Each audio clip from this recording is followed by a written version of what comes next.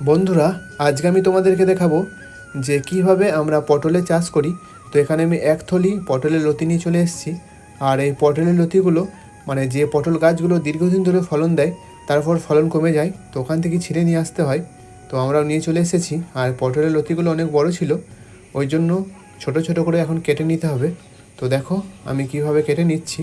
আর আমার ভিডিও অবশ্যই কেমন হচ্ছে জানাবে, ভালো হোক বা খারাপ, তারপর আমি আরও ভালো করার চেষ্টা করব। তো এখন আমি কেটে নিয়েছি পটলের লতিগুলো। এরপর দুটো পটলের লতি নিয়ে নিয়েছি। তো এখন আমি একটা গিঁট মেরে নেব যাতে বসাতে সুবিধা হয়।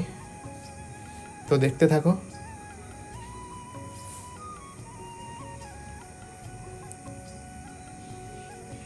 তো একটা গিঁট মারা হয়ে গেছে, তো আবার একটা নিয়ে নিয়েছি। এইভাবে সব লতিগুলো আমি গিঁট মেরে নিয়েছি।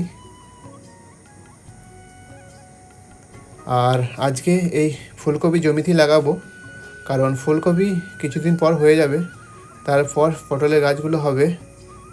তো খাল করে নিয়েছি। আর পটলের ডগগুলো মানে পটলের লতির ডগগুলো বের করে রেখেছি। মানে সব যদি চাপা দিয়ে দিতাম তাহলে পচে যেত, ওই জন্য বের করে রাখা হয়েছে। তো এইভাবে সব আমি লাগিয়ে নিলাম। তো বন্ধুরা, আজ এই পর্যন্ত। দেখা হবে অন্য কোনো ব্লগে।